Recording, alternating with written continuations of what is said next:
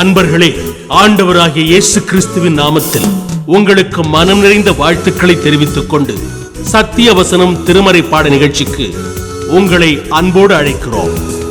சத்திய வசனம், இது தேவனின் வசனம். நாம் சோர்ந்து போகையில் கரம் கொடுக்கும் நம் தேவனின் வசனம். நம் தேவனின் வசனம் எங்களுக்கு நம்பிக்கையும் சந்தோஷமும் மகிழ்ச்சியின் கிரீடமுமாயிருப்பவர்கள் யார்? நம்முடைய கர்த்தராகிய இயேசு கிறிஸ்து வரும்போது அவருடைய சன்னிதானத்திலே நீங்கள் அல்லவா அப்படியிருப்பீர்கள்? இயேசு கிறிஸ்துவின் இனிய நாமத்தில் சத்தியவசனம் நேயர்களுக்கு என் அன்பின் வாழ்த்துக்கள். தெசலோனிக்கேயர் நிருபத்தை தியானிக்கிறோம். பவுல் அப்போஸ்தலன் இந்த தெசலோனிக்கேயர் சபைக்கு எழுதினது, அது ஒரு விசேஷமான ஒரு சபை. 3 ஓய்வு நாள் பிரசங்கங்களினால் உண்டான சபை. சில யூதரும் அநேக கிரேக்கரும் கனம் பொருந்திய ஸ்திரீகளும் ஏற்றுக்கொண்டு உண்டான சபை. அந்த சபைக்குத்தான் பவுல் அப்போஸ்தலன் முதலாக ஒரு கடிதம் எழுதினான். விசுவாச நண்பர்களுக்கு எழுதுபோல் பவுலாகிய நான் உங்களுக்கு சொல்லுகிற புத்தி என்னவெனில் என்று சொல்லி அவர்களுக்கு கிறிஸ்தவ வாழ்க்கையில் திடப்படுவதற்கும் சோதனைகளிலே நிலை நிற்பதற்கும் தவறான போதனைகளுக்கு செவிசாய்த்து விடாதபடி சத்தியத்திலே நிலை நிற்கவும் இந்த நிருபத்தை அவர்களுக்கு எழுதினான். இந்த 2ஆம் நிருபத்திலும் அவன் அவர்களுக்கு ஒன்றை நினைவுபடுத்துகிறான். அதாவது, தான் அவர்களுக்குள் செய்த ஊழியம் எப்படி செய்யப்பட்டது, எதற்காக செய்யப்பட்டது என்பதை நினைவுறுத்துகிறான். பாருங்கள், 1ஆம் வசனத்தில், நாங்கள் உங்களிடத்தில் பிரவேசித்தது வீணாயிருக்கவில்லை என்று நீங்கள் அறிந்திருக்கிறீர்கள். நாங்கள் உங்களிடத்தில் வீணான கதைகளை சொல்லாமல் வாழ்க்கையை மாற்றுகிற சுவிசேஷத்தை அறிவித்தோம். நீங்களும் அதை ஏற்றுக்கொண்டு விக்கிரகங்களை வணங்கின நீங்கள் மெய்யான ஜீவனுள்ள தேவனிடத்திற்கு திருப்பப்பட்டீர்கள். அதை நீங்கள் நினைவு கூறுங்கள். 2ஆவதாக, நாங்கள் மிகுந்த உபத்திரவத்தில் உங்களுக்கு சுவிசேஷம் சொன்னோம் என்பதை நினைவு கூறுங்கள். பிலிப்பி பட்டணத்திலே சிறைச்சாலையிலே அடைபட்டு அடிக்கப்பட்டு தொழுமரத்தில் மாட்டப்பட்டிருந்தோம். ஆனாலும் இந்த பட்டணத்தில் எப்படி இருக்குமோ என்ன இருக்குமோ என்று நாங்கள் மிகுந்த உபத்திரவத்தின் மத்தியில் உங்களுக்கு சுவிசேஷம் சொன்னோம். நீங்கள் ஏற்றுக்கொண்டதினால் நாங்கள் ஆறுதல் அடைந்திருக்கிறோம். ஏனென்றால் நாங்கள் உங்களிடத்திற்கு வந்தது வீணாயிருக்கவில்லை. அநேகர் ஜீவனுள்ள தேவனை ஏற்றுக்கொண்டீர்கள். பரலோகத்தில் உங்கள் பெயர் எழுதப்பட்டிருக்கிறபடியால் நான் செய்த ஊழியம் வீணாயிருக்கவில்லை. மேலும் அங்கே 3ஆம் வசனத்தை பாருங்கள். எங்கள் போதகம் வஞ்சகத்தினாலும் துராசையினாலும் உண்டாகவில்லை, அது கபடமுள்ளதாயும் இருக்கவில்லை. ஒரு ஊழியன் உண்மையாகவே ஜனங்கள் தேவனிடத்திற்கு வர வேண்டும், பாவத்தை விட்டு மனம் திரும்ப வேண்டும், பரிசுத்த வாழ்க்கை வாழ வேண்டும் என்று விரும்பினால் அவன் பிரசங்கம் எப்படி இருந்திருக்கும்? தேவனுடைய வார்த்தைகளை உபதேசித்திருப்பான். தேவனிடத்தில் மனம் திரும்புங்கள் என்று உபதேசித்திருப்பான். அவன் வஞ்சகம் உள்ளவன் என்றால், அதாவது ஜனங்களை ஏமாற்றுகிறவன் என்றால், பரலோகத்தின் வழியை காட்டாமல் இம்மையிலே செழிப்பாவதற்குரிய வழியை அவன் காட்டுகிறவனாயிருப்பான். தேவனிடத்தில் வா, அவர் உன் வியாபாரத்தை பெருக பண்ணுவார், உன் கடனை அடைப்பார், உன் எல்லா பிரச்சனைகளையும் முடிவு கட்டுவார். நீ சந்தோஷமாயிரு. ஒரு காரியத்தை தேவன் உன்னிடத்தில் கேட்கிறார். நீ அவருக்கு உன் சம்பாத்தியத்தில் எல்லாம் தசம பாகத்தை கொடுத்து விடு. பரலோகம் உன்னை ஏற்றுக்கொள்ளும். பரலோகத்தின் வாசல்கள் திறந்து இடங்கொள்ளாமற் போகும் மட்டும் தேவன் உன்னை ஆசீர்வதிப்பார். இந்த ஒரு பிரசங்கத்தை செய்தால் ஜனங்களுக்கு பிரியமாயிருக்கும். ஆனால் தேவனுக்கு பிரியமாயிருக்குமா? துன்மார்க்கன் தன் துன்மார்க்கத்தை விட்டு மனந்திரும்பி பிழைப்பதை அல்லவா தேவன் விரும்புகிறார். அந்த காரியத்தை சொல்லாமல் இம்மைக்குரிய காரியங்கள், அழிந்து போகிற காரியங்களை ஒருவன் பிரசங்கித்தால் அது தேவனை மைமைப்படுத்தாது. அது வஞ்சகமான ஒரு போதனை. ஏனென்றால் அழிந்து போகிறதை குறித்து யாருக்கு கவலை? எனக்கு இன்றைக்கு ஒரு வியாதி இருக்கிறது, தேவன் சுகப்படுத்துவார், நான் தேவனை மைமைப்படுத்துகிறேன். ஆனால் நான் சாகாமல் இருக்க முடியுமா? முடியாது. ஏதோ ஒரு நாள் இன்னொரு வியாதியினால் நான் சாகத்தான் வேண்டும். அழிந்து போகிற ஒன்று, நிலையற்ற ஒன்று. ஆனால் நான் மனம் திரும்பி பரிசுத்தமாய் விசுவாசித்து அவருடைய வார்த்தைகளுக்கு கீழ்ப்படிந்து நடந்தால் இம்மையிலும் சமாதானம், மறுமையிலும் தேவனோடு இருக்கும் பாக்கியம். எது உங்களுக்கு தேவை? பவுல் சொல்லுகிறான், நான் பிரசங்கம் பண்ணது இம்மைக்காக அல்ல. 1 கொரிந்தியர் 15:19 பவுல் சொல்லுகிறான், இம்மைக்காக மாத்திரம் நாம் தேவன் பேரில் பற்றுதலாயிருந்தால் சகல மனிதரிலும் பரிதபிக்கப்படத்தக்கவர்களாயிருப்போம். பிட்டியபிள். அவ்வளவு மோசமான ஒரு நிலைமை. நான் இந்த உலகத்திற்கானதை மட்டும் தேடுவேன் என்றால் தேவன் எவ்வளவோ பெரியவர். அவர் எவ்வளவோ பெரிய பாக்கியத்தை எனக்கு வைத்திருக்கிறார். பரலோகத்தின் சகல நன்மைகளையும் அனுபவிக்க என்னை அழைக்கிறார். மனம் திரும்பி வா என்று சொல்லி அழைக்கிறார். அதை விட்டு எனக்கு பணத்தை தாரும், வியாபாரத்தை தாரும், வலதுபுறமும் இடதுபுறமும் இடங்கொண்டு பெருகுவாய் என்று இந்த காரியங்கள் எதற்கு? தேவன் ஆபிரகாமை ஆசீர்வதித்தால் அவனுக்கு ஆட்டையும் மாட்டையும் பெருக பண்ணினது அல்லாமல் அதை அவன் ஒரு முக்கியமாக கருதவில்லை. ஆனால் அவனுடைய உண்மையான ஆசீர்வாதம் என்ன? தேவனுடைய சிநேகிதன். பரலோகத்திற்கு அவர் ஆபிரகாமின் மடி என்று பெயர் வைத்தார். அதுதான் ஆபிரகாமின் ஆசீர்வாதம். இந்த ஆடுகளும் மாடுகளும் அது அவன் மரிக்கும் போது எல்லாம் போய்விட்டன. ஆனால் இன்றைக்கும் அங்கே ஆபிரகாமின் மடியிலே தேற்றப்படுகிறார்கள் என்று பரதீசில் இருக்கிறவர்களுக்கு தேவன் சொல்லுகிறாரே, அதுதான் நிலைத்திருக்கும் ஒரு ஆசீர்வாதம். பவுல் அந்த நிலைத்திருக்கும் நன்மைகளுக்காகத்தான் தெசலோனிக்கேயரிடத்தில் பேசினான். எங்கள் போதகம் வஞ்சகமாயில்லை. நாங்கள் உலகத்தின் நன்மையை உங்களுக்கு போதியாமல் நிலைத்திருக்கும் பரலோகத்தின் மேன்மைகளை உங்களுக்கு போதித்தோம் என்கிறார். இரண்டாவதாக, துராசை உள்ள போதகமாயிருக்கவில்லை. நாம் வேதத்திலே வாசிக்கிறோம், துராசை என்பது மாம்ச இச்சைகள், கண்களின் இச்சைகள். தங்கள் இச்சைகளை நிறைவேற்றத்தக்கதாய் போதகர்கள் அவர்கள் இருக்கிறார்கள். எளிமையான சொல்வதையெல்லாம் நம்புகிற விசுவாசிகளை அவர்கள் ஏமாற்றி அவர்கள் கெடுக்கிறார்கள்.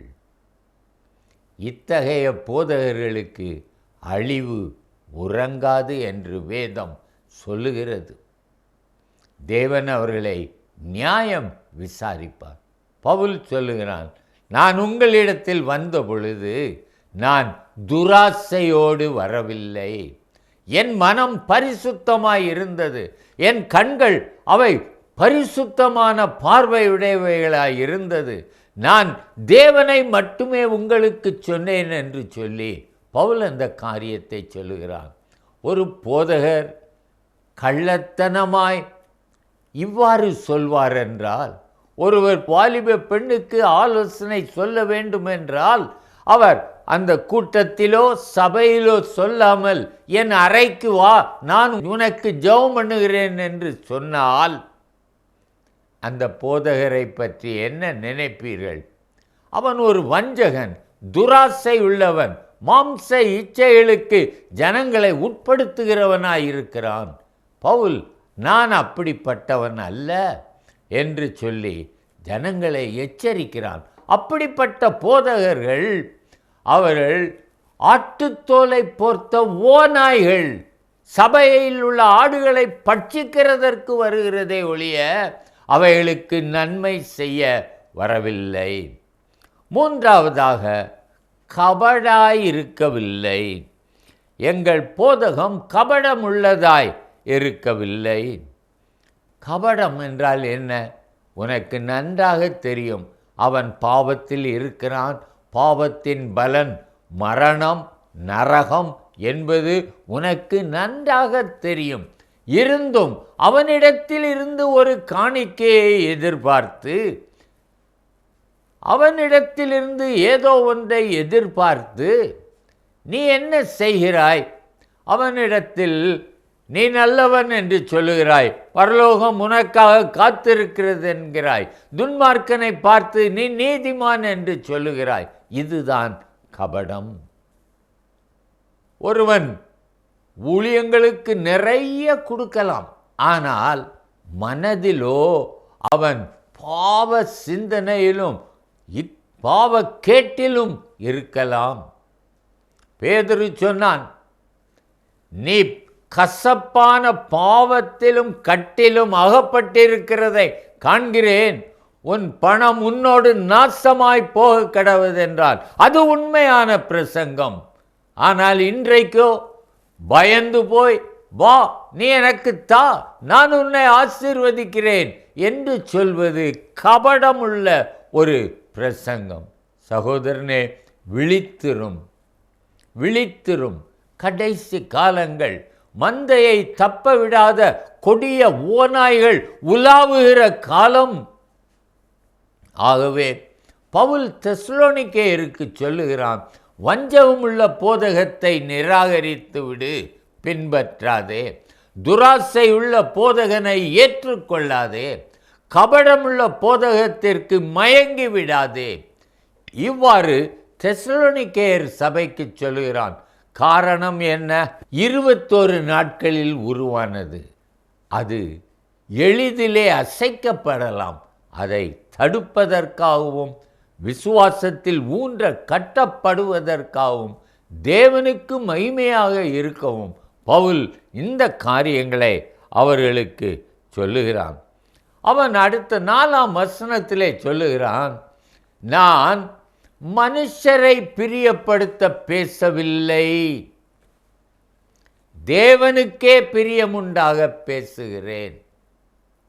நீங்கள் ஒரு போதகத்தை அல்லது ஒரு பிரசங்கத்தை நீங்கள் அலசி பார்க்க வேண்டும்.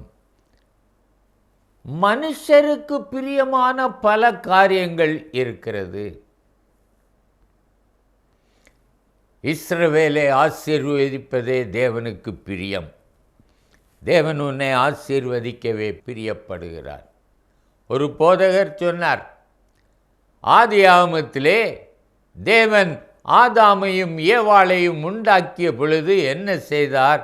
நீங்கள் பலுகு பெருகி பூமியை நிரப்புங்கள் என்று சொல்லி அவர்களை ஆசீர்வதித்தார். இது வசனம், உண்மைதான். ஆனால் அவர் சொன்னார், ஏதாவது ஆசீர்வதிப்பதற்கு ஏதாவது நிபந்தனை தேவன் போட்டாரா? இல்லை என்று சொன்னார். ஆனால் அது வஞ்சகம். தேவன் ஒரு நிபந்தனை கொடுத்திருந்தார், இந்த பழத்தை புசியாதே என்று சொல்லி இருந்தார். நான் கேட்கிறேன், அப்படி நிபந்தனையின்றி ஆசீர்வதித்தால் தேவன் ஏன் ஆதாமை சபித்து உன் நிமித்தம் பூமி சபிக்கப்பட்டிருக்கும் என்று சொன்னார்? ஆசீர்வதித்த தேவன் ஏன் சபித்தார்? ஏன் ஏதேனை விட்டு துரத்தினார்? தவறான உபதேசங்கள் மக்களை பிரியப்படுத்துகிறதற்காக போதிக்கப்படுகிற கொடிய காலங்களிலே வசனத்திற்கு திரும்புங்கள். முழு வசனத்தையும் வாசித்து தேவனுடைய உள்ளம் என்ன சொல்லுகிறது என்பதை கண்டுகொள்ளுங்கள். வசனத்தின் ஒரு பகுதியையோ வேதத்தில் ஒரு வார்த்தையை வைத்துக்கொண்டு மாயாஜாலம் பண்ணுகிறவர்களுக்கு மயங்கி விடாதிருங்கள். பவுல் சொல்லுகிறான், நான் மனுஷரை பிரியப்படுத்த பேசவில்லை, தேவனுக்கே பிரியமுண்டாக பேசுகிறேன். தேவனுக்கு பிரியம் என்ன? நான் துன்மார்க்கன் சாவதை விரும்பவில்லை, அவன் தன் பாவத்தை விட்டு மனம் திரும்பி பிழைப்பதையே விரும்புகிறேன். அதுதான் தேவனுக்கு பிரியம். அதற்காகத்தான் அவர் பரலோகத்தை விட்டு பூமிக்கு வந்து அவர் சல்வாரி சிலுவையில் தன் இரத்தத்தை சிந்தி பாவ மன்னிப்பை சம்பாதித்து எவனொருவன் விசுவாசத்தினால் பாவத்தை அறிக்கை பண்ணுகிறானோ அவனுக்கு மன்னித்து அவனுக்கு ரட்சிப்பை அருளி செய்து அவனை தேவனுடைய பிள்ளையாக ஏற்றுக்கொள்ளுகிறார். அதுதான் தேவனுக்கு பிரியம். ஒருவன் போதிக்க வேண்டுமென்றால், நீ தேவனுடைய பிள்ளையாக மாற வேண்டுமென்றால் உன் துன்மார்க்கத்தை விட்டு விலகு, உன் பொல்லாத நடவடிக்கைகளை விடு, உன் இருதயத்தை பொல்லாப்பற கழுவு. இதைத்தான் போதிக்க வேண்டும். ஒருவன் ஒரு மருத்துவமனைக்கு சென்றால் டாக்டர் அவனுக்குள் இருக்கும் கேன்சரை மறைத்துவிட்டு இதை சாப்பிடு, நீ நன்றாயிருப்பாய் என்று சொல்லி அனுப்பினால் அந்த டாக்டர் நல்லவரா? அவரை அந்த வியாதியஸ்தன் ஏற்றுக்கொள்வானா? மாட்டான். அவனுக்கு வியாதி சுகமாக வேண்டும். உங்கள் பாவ வியாதி கழுவப்பட வேண்டும், நீக்கப்பட வேண்டும், சுகமாக வேண்டும். அதற்கு தேவ வசனம்தான் ஏற்ற ஒரு மருந்து. பவுல் அதைத்தான் கொடுத்தானே ஒழிய மனுஷருக்கு பிரியமான ஒரு சிறு பிள்ளையை டாக்டர்கிட்ட போங்க, அவர் ஊசி போடணும்னுவார். அந்த பிள்ளை அலறும், வேண்டாம் ஊசி வேண்டாம் வேண்டான்னு அழும். அதனால் விட்டுருவாங்களா? இல்லை. வியாதி குணமாகனா ஊசி போடணும். அந்த மாதிரி பாவத்தை உணர்த்தி கண்டித்து உணர்த்த வேண்டும். இயேசு கிறிஸ்து சொன்னார், பரிசுத்த ஆவி உங்களிடத்தில் வரும்பொழுது அவர் பாவத்தை குறித்தும் நீதியை குறித்தும் நியாய தீர்ப்பை குறித்தும் உலகத்தை கண்டித்து உணர்த்துவார். அதுதான் தேவனுக்கு பிரியமான ஒரு காரியம். பவுல் அதைத்தான் அங்கே செய்கிறான். 4ஆம் வசனத்தில், நாங்கள் மனுஷருக்கு அல்ல தேவனுக்கே பிரியமுண்டாக பேசுகிறோம். சகோதரனே சகோதரியே, இன்றைக்கு பிரசங்கங்களுக்கு குறைவே இல்லை. டிவியிலே அத்தனை செய்திகள் வருகின்றன. ஆனால் உங்கள் ஆத்துமாவிற்கு பிரயோஜனமான செய்தி என்ன? வசனத்திற்கு திரும்புங்கள். வசனம் இப்படி சொல்லுகிறது, உங்கள் வாழ்க்கையை மாற்றுங்கள் என்று உங்களை அழிவினின்று நித்திய மகிழ்ச்சி ஆகிய பரலோகத்திற்கு கொண்டு சேர்ப்பதற்கு ஏற்ற பிரசங்கமே உங்களுக்கு தேவை. மயக்குகிற செய்திகளினால் நீங்கள் மயங்கி விடாமல் சரியான போதனையை அழுகிறார்கள். வேதம் சொல்லுகிறது, பின்ன ஏன் என் குமாரத்தி சுகமடையாமற் போனாள்? அவள் காயம் பிதுக்கப்படாம் ரணம் நொதிக்கிறதாயும் இருக்கிறதே, ரண சிகிச்சை இல்லாமல் முடியாதே. அப்படிப்பட்ட பிரசங்கங்களை நீங்கள் கேட்க வேண்டுமென்றால் வேத வசனத்தோடு யார் பேசுவதையும் ஒப்பிட்டு பாருங்கள்.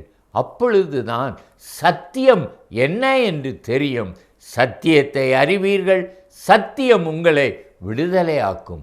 அதற்கே சத்திய வசனம் என்று பெயர். சகோதரனே, இன்றைக்கும் நீங்கள் உங்கள் வாழ்க்கையிலே வஞ்சகத்திற்கும் துராசைக்கும் கபடத்திற்கும் இடம் கொடாமல் வேதத்தை வாசித்து தேவனுக்கு பிரியமான வழி என்ன என்று பாருங்கள். சங்கீதம் 143 10 தாவீது சொல்லுகிறான், உமக்கு பிரியமானதை செய்ய எனக்கு போதித்தருளும். நீரே என் தேவன், உம்முடைய நல்ல ஆவி என்னை செம்மையான வழியில் நடத்துவாராக. சகோதரனே, இந்த ஜெபத்தை நீர் செய்து உம்முடைய வாழ்க்கையை தேவனிடத்தில் ஒப்புக்கொடும். அவர் நடத்துவார், மேன்மை அடைவீர். ஜெபிக்கலாமா? அன்பின் தகப்பனே, மந்தையை தப்பவிடாத கொடிய ஓநாய்களுக்கு நாங்கள் தப்பி உம்முடைய மந்தையில் சேரவும், உம்முடைய தொழுவத்திற்குள் நாங்கள் பத்திரமாய் சேரவும் எங்களுக்கு கிருபையை தாரும். வேதத்தோடு ஒப்பிட்டு பார்த்து எது சரியான போதனை, எது தவறான போதனை என்று அறிந்து, ஆண்டவரே, நாங்கள் புத்தி உள்ளவர்களாய் தப்பித்து கொள்ள, வரும் கோபாக்கினைக்கு தப்பித்து கொள்ள எங்களுக்கு உதவி அருளும். இயேசு நாமத்தில் பிதாவே, ஆமென்.